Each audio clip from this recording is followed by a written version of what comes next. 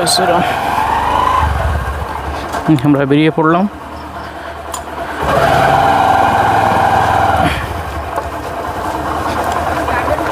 হ্যাঁ হ্যাঁ সব নিয়েছি।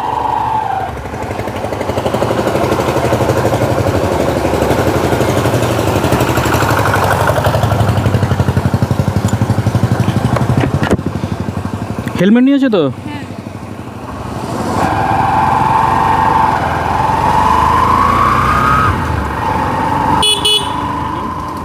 আমরা অলরেডি বার হয়ে পড়েছি। এখন আপাতত ক্যানিং হসপিটাল মোড় আছে। আজকে ডেস্টিনেশন হচ্ছে মায়াপুর। তবে মায়াপুর যাওয়ার যে পথটা আমরা সাধারণত 2-3টে পথ দিয়ে যাওয়া যায়। একটা রানাঘাট হয়ে যাওয়া যায়, আর একটা বালি ব্রিজ পার হয়ে ওখান দিয়ে যাওয়া যায়, আর দ্বিতীয় হুগলি সেতু। তবে শুনেছি রানাঘাট হয়ে যাওয়ার ওই পথটা এখন রাস্তায় কাজ চলছে, ওই জন্য একটু সমস্যার মধ্যে আছে রাস্তাটা। আমরা রানাঘাট হয়ে যাব না, আমরা দ্বিতীয় হুগলি সেতু পার হয়ে দানকুনি থেকে যে ওল্ড দিল্লি রোড আছে, দিল্লি রোড হয়ে মগরা নবদ্বীপ হয়ে তারপরে আমরা মায়াপুর যাব।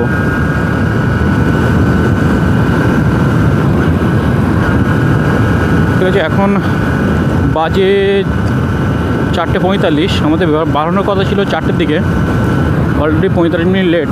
আর এটা স্বাভাবিক, কোথাও যেতে গিয়ে লেট হয় না, এমন ঘটনা আমাদের ঘটেনি। তবে বলে রাখি, আমাদের এই ট্যুরটা পিলিয়ান, আমি আর আমার গিন্নি দুজন মিলে যাচ্ছি। তবে শুধু ট্যুর নয়, এর সঙ্গে অনেকগুলো কাজ আছে, কাজগুলো সারবো তারপরে। মানে রথ দেখা, কলা বেচা দুটো একসঙ্গেই হবে।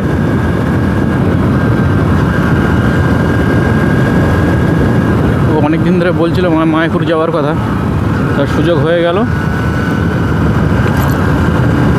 আর আমরা যাওয়া শুরু করছি। এখন মা ফ্লাইওভার দাঁড়িয়ে আছি,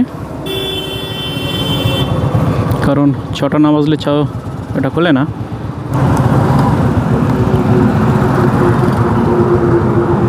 সবাই এসে চুপচাপ দাঁড়িয়ে যাচ্ছে সবাই, কারণ 6টার পর থেকে খুলবে। 6টা বাজতে আর বেশি বাকিও নেই, আর মিনিটখানি বাকি আছে 6টা বাজতে। এবার খুলে দেবে আর কি। Thank you. ওপেন। বেশ, আজকের মতন ফ্লাইওভার খুলে গেল। এখান থেকে রাত 9টা অবধি চলবে।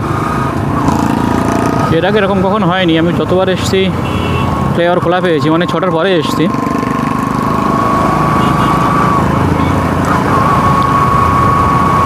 মানে এই নিয়মটা ঠিকই আছে, কারণ ফ্লাইওভারটা মোটামুটি 8-10 মিনিটের একটা জার্নি।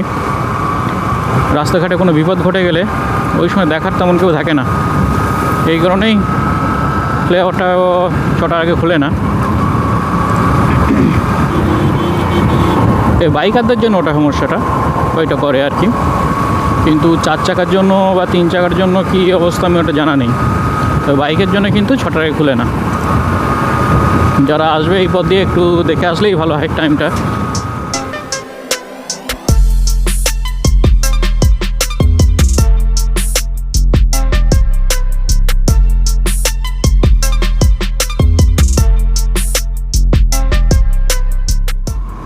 এই মা ফ্লাইওভারটা পার হয়ে দ্বিতীয় হুগলি সেতু উঠে গেলাম। এই সেতুটা একটু সামনেই পড়বে, আর এই সেতুটা পার হওয়া মানেই যে কোথাও ঘুরতে যাচ্ছে এরকম একটা ফিলিং হয়।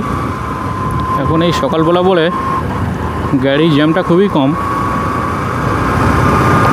নাহলে এই রাস্তায় যা ভিড় থাকে এসব রাস্তাগুলোয় চরম লেভেলের ভিড় থাকে। এটা হাওড়া ব্রিজটা এরকম প্রচুর ভিড় থাকে। আর এই দুটো ব্রিজ হচ্ছে আমাদের কলকাতার বলতে পারেন একটা ঐতিহ্য। হাওড়া ব্রিজটা তো একটা লেভেলের আর কি, এটাও কম নয়।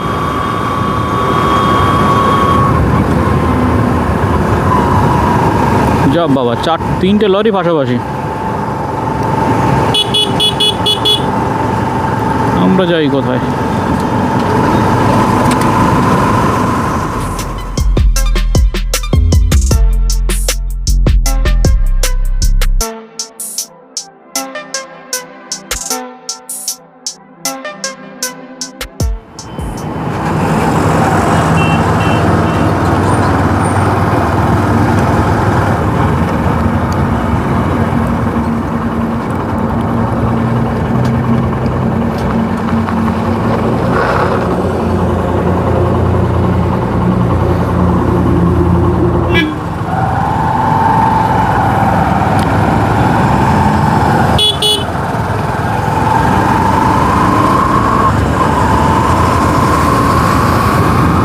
আমরা ওল্ড দিল্লি ধরে নিলাম।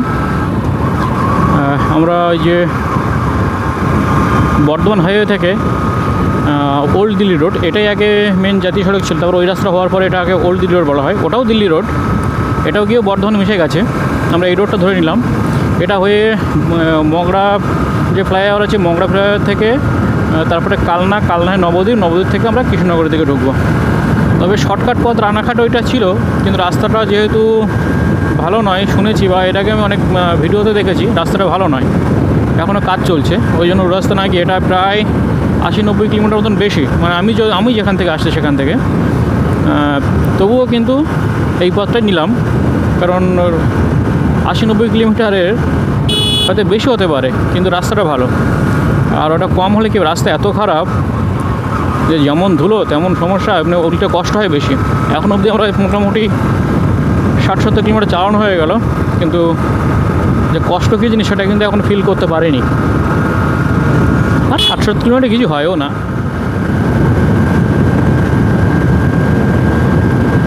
ঠিক আছে, আপনাদের সঙ্গে দেখা হবে মগরায় গিয়ে। মগরা আছি, এই মগরা থেকে এবার কালনার দিকে যাব। এই সামনে দেখতে পাচ্ছেন মগরা ব্রিজের পরেই হচ্ছে ফ্লাইওভারটা পড়বে। তাহলে এখান থেকে ফ্লাইওভার শুরু আর কি, এটা শুরু, মানে এই সাইডে চলে গেলে মগরা চলে যাবে, আর সোজা চলে গেলে কালনা, কৃষ্ণনগর, নদিয়া, এই নবদ্বীপ ওই দিকটায়। আমি জায়গাটা দেখে দিচ্ছি আপনাদের, এইখানটা সেই ভুলটা করবেন না, সামনে সেই জায়গাটা পড়বে। এই যে এই ব্রিজে উঠে এই নিচটা চলে যাচ্ছে মগরা, বর্ধমানের দিকে এটা চলে যাচ্ছে, আর এটা কল্যাণী, সোজা কল্যাণী। আমরা যেহেতু মায়াপুর যাবো, অথবা এই কল্যাণীটাই ধরতে হবে। আর ডান সাইডে নেমে গেলে বর্ধমান, আর নিচেই তো মগরা ওদের বাজারটা আছে। শিলিগুড়ি, দার্জিলিং, সিকিম এইদিকে যারা যাবে তারা কিন্তু এই রোডটাই ধরতে হবে। হ্যাঁ, সবসময় খেয়াল রাখবেন, মগরা ব্রিজে উঠে বাঁ সাইডের লেনটাই ধরতে হবে।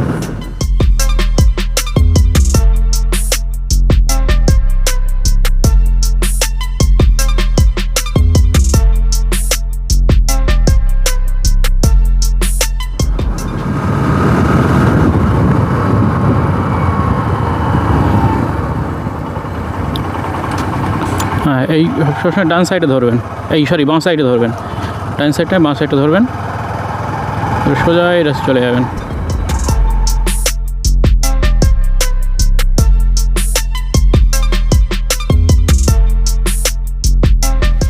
আমরা এখন চলে এসেছি গুপ্তিপাড়ার কাছে, সামনে গেলেই কালনা স্টেশনটা পড়বে। আর মোটামুটি অনেকটাই চালিয়ে ফেললাম, এখন বাজে সকাল 8:30। সূর্যদেবের তেমন দেখা নেই, আকাশে পুরো মেঘ ভাব, দেখে নিন, এই 8:30 বাজে, তো সকাল হয়েছে। এর মধ্যে আমরা দুটো ডাব খেয়েছি, খুব ভালো লেগেছে। আর ডাবগুলো কত নিলে জানো? ভুলে গেছি। ও ভুলে গেছে, হ্যাঁ আমার মনে আছে, খেয়ে মানে ভুলে গেছে। 40 টাকা করে পার পিস নিয়েছে, আর একটা ওখানে পাশে একটা হোটেল ছিল, ধাবা ছিল, সেখান থেকে কচুরি খেয়েছি। হ্যাঁ, 4টে করে কচুরি ছিল, 30 টাকা প্লেট নিয়েছে।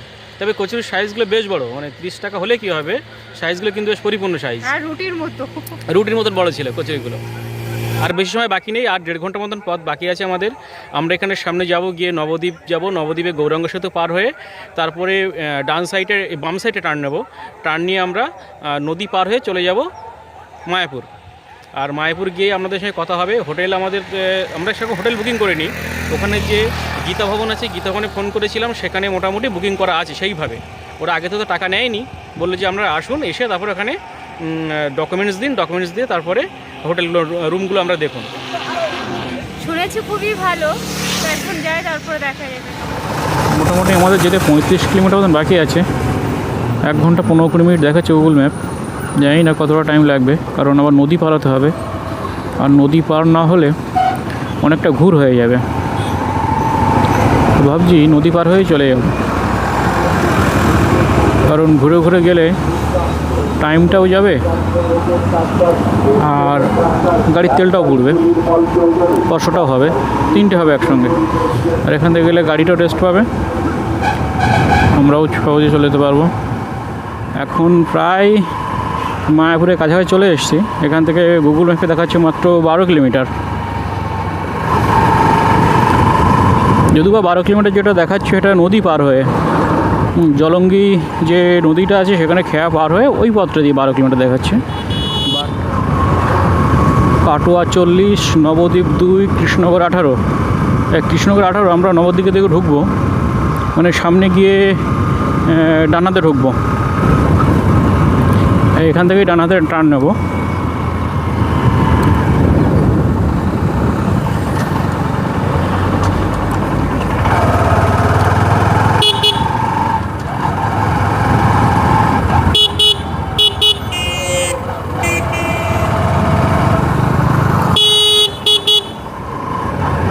যে আমরা নবদ্বীপ থেকে এন্টার করছি তখন এখানকার হোটেলের নাম, দোকানের নাম একটু অন্যরকম। মহাপ্রভু, শ্রী চৈতন্য, বিভিন্ন রকম এই ধরনের নাম আর কি, যেটা বৈষ্ণব ধর্মের সঙ্গে যেসব শব্দগুলো মিল আছে সেই মিলগুলো দেখে এই নামগুলো করা এখানে। ধরে বসো, বুঝলে, ভালোভাবে ধরে বসো, রাস্তাটা কিন্তু খুব জ্যাম। হ্যাঁ, গাড়ির খুব ভিড়ভাট্টা আছে এখানটায়,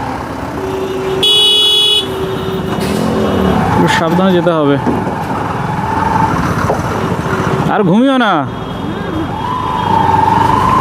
না না বলে তো সমান ঘুমাচ্ছে পেছনে বসে। কি রাস্তা রে বাবা, এই রাস্তা থেকে বাম্পার বেশি। আমরা এখন গৌরাঙ্গ সেতু চলে এসেছি, মানে এইটা পার হয়েই মায়াপুরের যে, সরি মায়াপুর বলাটা ভুল হবে, মায়াপুরে যাওয়ার রাস্তাটা এটাই। এই রাস্তাটা সোজা গিয়ে মিশেছে NH-12 গিয়ে। আমরা NH-12 যাব না, এর সামনে গিয়ে বাঁ হাতে টার্ন নেব।